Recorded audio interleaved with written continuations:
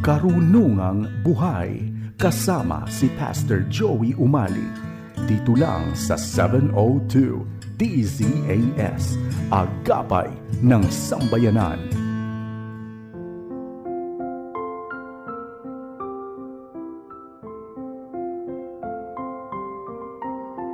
Pastor Joey Umali, samahan mo kami rito sa Karunungang Buhay. Isang mapagpalang araw sa iyo, kaibigan. Purihin ang Panginoon sa ating muling pagniniig dito sa ating programang Karunungang Buhay. Nais kong batiin ang ating mga avid listeners, si Pastor Jojo de la Cruz ng Church of Christ doon sa Imus, Cavite, si Sister Armida Bertumen, Sister Melissa Ong, si Kuya Jose at Ate Aida Clemente ng Atlag UMC doon sa Malolos City. At sa araw na ito, mamayang 1:00 ng hapon, ipagdiriwang ng Living Epistle Church ang kanyang ika-11th anniversary celebration. At ito ay gagawin sa covered court ng Cardinal Village, Barangay Sampiruhan sa Calamba City. Ito ay sa ilalim ng pamamahala ni Pastor Ramil Petio. At ito pong darating na Biyernes, March 6, simula 5:00 hanggang 7:00 ng gabi, ay muling magsasama-sama ang iba't ibang mga iglesia doon sa City Mall, Chaong, Quezon para sa isang united worship. Ito ay sa pamagitan ng partnership ng Samahan ng mga Pastor doon sa Chaong, Quezon na kung tawagin ay Impact at gayon din ng Faith International Society of Hope for Empowerment and Renewal. Faith of our fathers living still, in spite of dungeon, fire, and sword. Oh, how our hearts beat high with joy whene'er we hear that glorious word.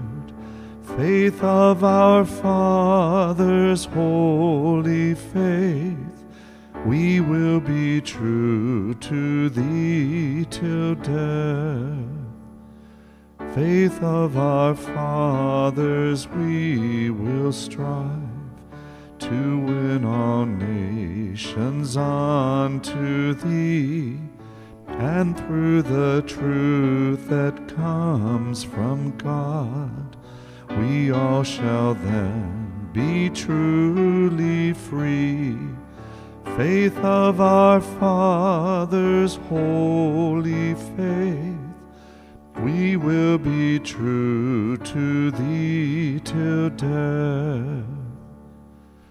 Faith of our fathers, we will love, both friend and foe in all our strife, and preach thee too as love knows how, by kindly words and virtuous life. Faith of our fathers, holy faith, we will be true to thee till death. Ang ating karunungang buhay sa araw na ito ay mababasa natin sa Mateo 4:1 hanggang 14. Mateo 4:1 hanggang 14, babasahin ko ang Filipino Standard Version. Pagkatapos, dinala ng Espiritu si Jesus sa ilang upang tuksuhin ng dyablo. Pagkatapos mag-ayuno ng 40 araw at 40 gabi, siya ay nagutom. Dumating ang manunukso at sinabi sa kanya, "Kung ikaw nga ang anak ng Diyos, ipag-utos mong maging tinapay ang mga batong ito." Ngunit sumagot si Jesus, "Nasusulat, hindi lamang sa tinapay nabubuhay ang tao, kundi sa bawat salitang nagmumula sa bibig ng Diyos." Kasunod nito'y dinala siya ng dyablo sa banal na lungsod at inilagay siya sa tuktok ng templo. Sinabi nito sa kanya, "Kung ikaw nga ang anak ng Diyos, tumalon ka mula riyan, sapagkat nasusulat, uutusan niya ang kanyang mga anghel na ingatan ka, at mga kamay nila sa iyo ay sasalo upang sa paamoy hindi masaktan sa bato." Sinabi sa kanya ni Jesus, nasusulat din naman, huwag mong subukin ang Panginoon mong Diyos. Muli, dinala siya ng dyablo sa isang napakataas na bundok at ipinakita sa kanya ang lahat ng mga kaharian sa sanlibutan at ang dangal ng mga ito. Sinabi nito sa kanya, ibibigay ko sa iyo ang lahat ng mga ito kung yuyukod ka at sasamba sa akin. Sumagot sa kanya si Jesus, layas Satanas, sapagkat nasusulat, ang Panginoong Diyos ang iyong sasambahin at siya lamang ang iyong paglilingkuran. At iniwan siya ng dyablo. Dumating naman ang mga anghel at siya'y pinaglingkuran. Nang tinukso ng ahas sina Eva at Adan, nilikha niya sa isip ng mga ito ang pag-aalinlangan sa salita o sa katapatan ng Diyos at ang posibilidad na sila'y maging kapantay ng Diyos. Tinanong ng ahas kung totoong pinagbawalan sila ng Diyos na huwag kakainin ang bunga ng punong nasa gitna ng halamanan. Ganito ang sagot ni Eva ayon sa Genesis 3:2 at 3. Maaari naming kainin ang anumang bunga sa halamanan, huwag lamang ang bunga ng puno na nasa gitna niyon. Sinabi ng Diyos na huwag naming kakainin ni hihipuin man ang bunga nito. Kung kami raw ay kakain nito, mamamatay kami. Dito na pumasok ang panunukso ng ahas. Alam niya na ang binabanggit ng Diyos ay hindi namang kamatayang pisikal ng dalawa, kundi kamatayang espiritual na siyang ibubunga ng kanilang pagsuway. Wika ng ahas sa verses 4 and 5. Hindi totoo yan, hindi kayo mamamatay. Sinabi lang iyan ng Diyos sapagkat alam niyang kung kakain kayo ng bunga niyon ay makakaunawa kayo. Kayo'y magiging parang Diyos at malalaman ninyo ang mabuti at masama. Gustong palabasin ng ahas na sinungaling ang Diyos, na hindi maaaring panaligan ang kanyang salita. Hindi totoo yan, sabi ng ahas. Ang isa pang nakapukaw ng interes ni Eva ay ang sinabi ng ahas na sila'y magiging parang Diyos na malalaman ang mabuti at masama. Ibig sabihin, magkakaroon sila ng katalinuhang tulad ng Diyos. Sila'y magiging parang Diyos.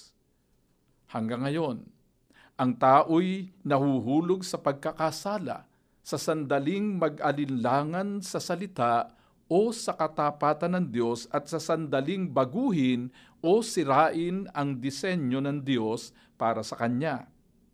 Ang nararanasan ng sakatauhan ngayon na tinatawag na climate change na nagresulta sa mapangwasak na mga bagyo, sobrang init o lamig ay bunga ng kagagawan ng tao.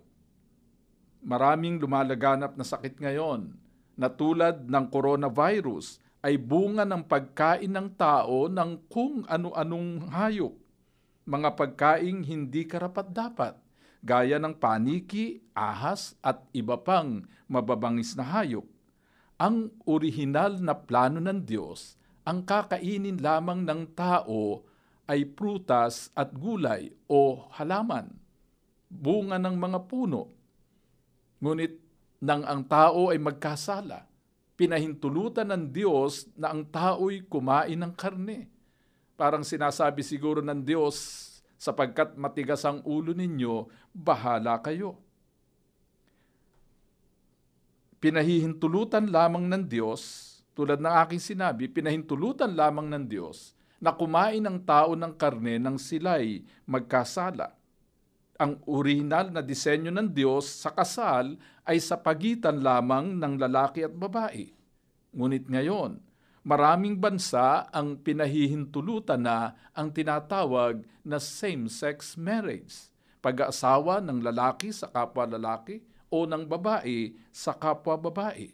Talagang tahasan na ngayon ang paglabag ng tao sa kautusan at kalooban ng Diyos. Inisip ng dyablo na sapagkat napabagsak niya si Adan at si Eva at ang mga sumunod na tao sa pamagitan ng paglikha ng pag-aalinlangan sa salita at sa katapatan ng Diyos at sa paglabag sa kautusan at kalooban ng Diyos, inisip niya na madali din niyang mapapabagsak si Jesus sa pamamagitan ng ganitong estratehiya. Ngunit iyon ang malaki niyang pagkakamali. Nabigo ang dyablo sa pagtukso niya kay Jesus. Gumamit ang dyablo ng mga salita ng Diyos upang linlangin si Jesus. Gumamit din si Jesus ng mga salita ng Diyos upang ipagsanggalang ang kanyang sarili sa panunukso ng dyablo. Ano ang sitwasyon ni Jesus nang siya'y tuksuhin ng dyablo?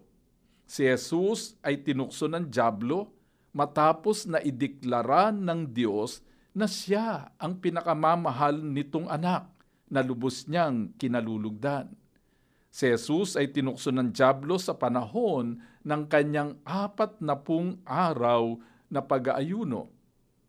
Kadalasan, kung kailan tayo malapit sa Panginoon o kung kailan tayo naglilingkod sa Panginoon, doon umaatake ang dyablo. Doon dumarating ang mabigat na pagsubok.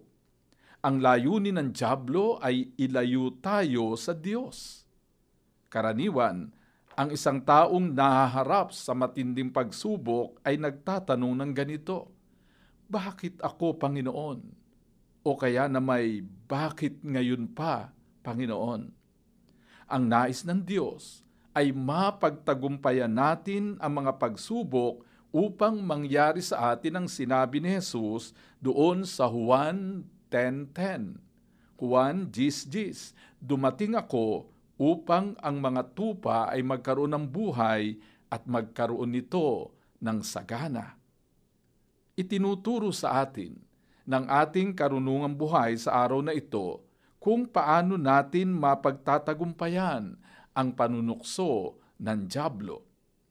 Una, ang pagkaing espiritual ay kasing halaga ng pagkaing pisikal sa pagpapanatili ng isang masaganang buhay. Tinangkang samantalahin ng dyablo ang pagkagutom ni Jesus. 40 araw at 40 gabi siyang nag-ayuno kung kaya't siya'y gutom ng gutom. That was his weakest point. Inaalam ng dyablo kung saan tayo mahina at doon niya tayo aatakihin. Ganito ang panunukso ng dyablo doon sa verse 3. "Kung ikaw nga ang anak ng Diyos, ipag-utos mong maging tinapay ang mga batong ito." Wala namang masama kung gagawin ni Jesus na tinapay ang mga batong naruroon. Minsan ay ginawa niyang alak ang tubig. Siya ay nagpagaling ng mga may sakit, nagpalayas ng masamang espiritu, bumuhay ng patay. Kayang-kaya niyang gawin ang ipinagagawa ng dyablo. Ngunit bakit hindi niya ginawa? Sapagkat ang paggawa niyon ay kasing kahulugan ng pag-aalinlangan niya sa salita at deklarasyon mismo ng Diyos na siya ang pinakamamahal na anak nito. Kung siya'y nag-alinlangan, nakatulad sana siya ni na Adan at Eva. Ibig sabihin nito, anumang ginagawa natin ay dapat nakasalig sa ating pinaniniwalaan. Wika nga sa Roma 14:23, "Ang anumang hindi batay sa paniniwala ay kasalanan." Anumang ating ginagawa ay dapat nakapagbibigay kasiyahan sa Diyos. Wika sa Colosas 3:23, "Anumang inyong gagawin ay buong puso ninyong gawin na parang sa Panginoon kayo naglilingkod at hindi sa mga tao." Mula sa gustong mangyari ng dyablo, sinabi ni Jesus kung ano ang dapat mangyari. Wika niya sa verse 4, "Nasusulat, hindi lamang sa tinapay nabubuhay ang tao, kundi sa bawat salitang nagmumula sa bibig ng Diyos." Dapat ay lagi itong balanse. Hindi pwedeng physical well-nourished lamang, ngunit spiritually malnourished. Kailangan ay kapwa tayo physically and spiritually well-nourished upang magkaroon ng isang masaganang buhay. Ikalawa, ang paglalim ng pagtitiwala sa Diyos ay hindi nangangahulugan ng mga mahimalang karanasan. Ang pag-iingat ng Diyos ay maaaring mangyari sa pang-araw-araw at normal na buhay. Si Tomas ay sumampalataya sapagkat nakita niya ang mga butas sa mga kamay at tagiliran ni Jesus. Ganito ang sinabi ni Jesus kay Tomas sa Juan 20:29. Naniwala ka ba dahil nakita mo ako? Mapalad ang mga hindi nakakita subalit sumampalataya. God is still in the business of doing miracles. Ngunit sa isang tunay na mananampalataya, siya'y naniniwala, may miracle man o wala. Wika ng dyablo kay Jesus sa verse 6, kung ikaw nga ang anak ng Diyos, tumalon ka mula riyan sapagkat nasusulat, uutusan niya ang kanyang mga anghel na ingatan ka at mga kamay nila sa iyo ay sasalo upang ang paamoy hindi masaktan sa bato. Ang Diyos ang naglalagay sa atin sa mga sitwasyong susubok sa ating pagtitiwala sa Kanya. Hindi tayo ang naglalagay sa Diyos sa mga sitwasyong susubok sa Kanyang kapangyarihan. Wala na siyang dapat pang patunayan. Sa panunuksong ito ng dyablo, ay ganito ang sagot ni Jesus ayon sa verse 7. Huwag mong susubukin ang Panginoon mong Diyos. Ang pagsubok dito'y nasa konteksto ng pag-aalinlangan at hindi pananampalataya, kung kaya't ito'y hindi katanggap-tanggap sa Diyos.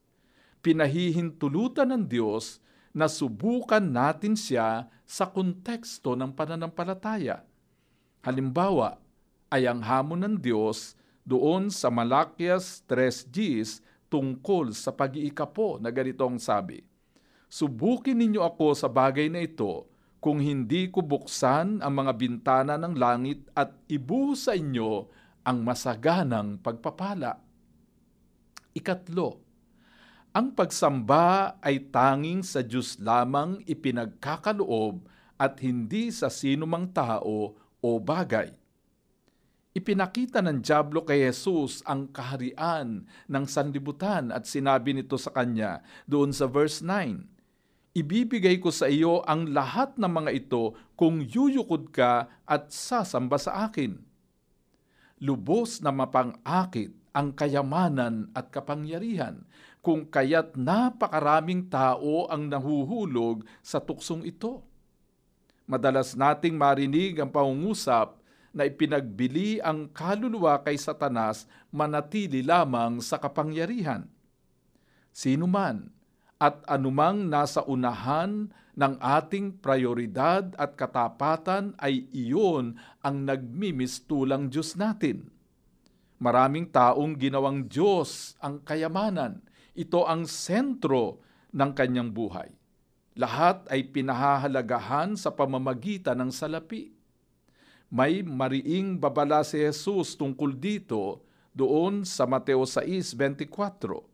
Walang taong maaaring maglingkod sa dalawang Panginoon, sapagkat kamumuhian niya ang isa at mamahalin naman ang ikalawa, o kaya'y magiging tapat siya sa isa at hindi igagalang ang pangalawa. Hindi kayo maaaring maglingkod sa Diyos at sa salapi. Ang pagsamba ay tanging sa Diyos lamang dapat ilaan. Ang Diyos lamang ang dapat sambahin. Kung kaya't ganito ang sagot ni Jesus sa panunuksong ito ng dyablo doon sa verse 10. Ang Panginoong Diyos ang iyong sasambahin at siya lamang ang iyong paglilingkuran.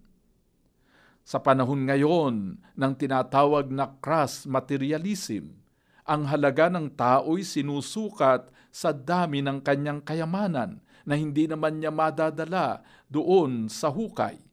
Ang tanging kayamanang madadala ng tao sa kabilang buhay ay ang kayamanang espiritual, sapagkat ito'y pangwalang hanggan. Ganito ang babala ni Jesus sa Lucas 12:15. Mag-ingat kayo at bantayan ninyo ang inyong sarili sa lahat ng kasakiman, sapagkat ang buhay ng tao ay hindi nakasalalay sa kasaganaan ng kanyang mga ari-arian. Kaawa-awa ang mga taong isinalalay ang kahalagahan ng buhay sa kayamanan, sapagkat nang mawala ang kayamanan ay nawala ang lahat. Marami na tayong nabalitaang mga milyonaryo na nagpatiwakal nang bumagsak ang negosyo.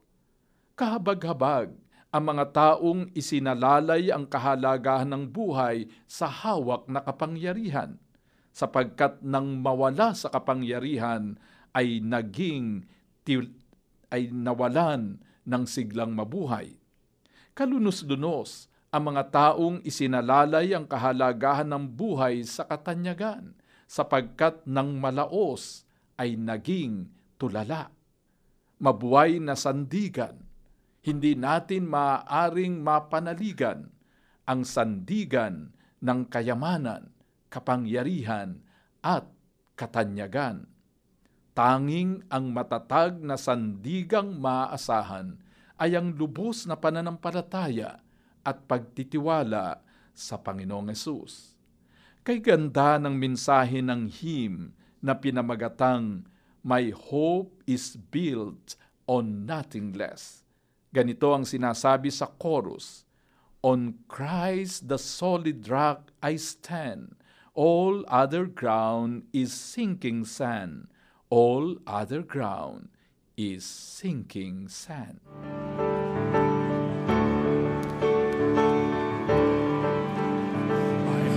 Is built on nothing less than Jesus' blood and righteousness. I dare not trust the sweetest frame, but wholly lean on Jesus' name. On Christ the solid rock I stand, all other ground is sinking sand, all other ground is sinking sand.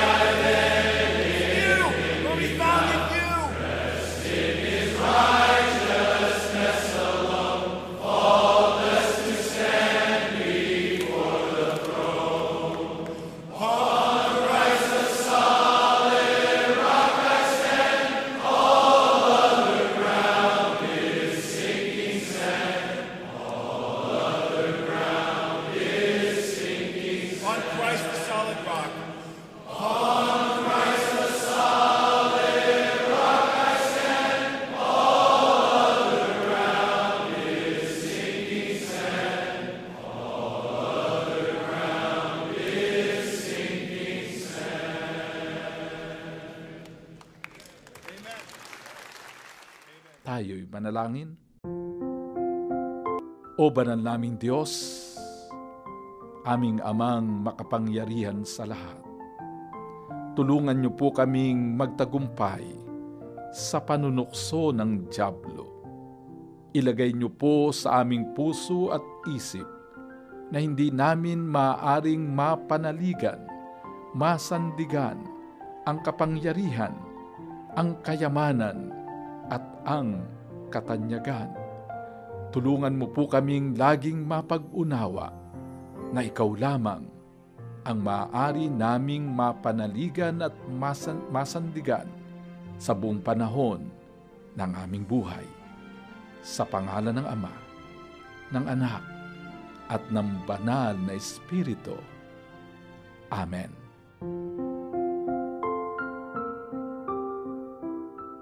Pastor Joey Umali, nagpapasalamat sa iyong pakikinig dito sa Karunungang Buhay. Hanggang sa susunod na linggo, tandaan, ang salita ng Diyos ay karunungang buhay at tanglaw sa ating landas, isa-isip at isa-buhay para sa matagumpay na pamumuhay. Inyong napakinggan si Pastor Joey Umali sa Karunungang Buhay.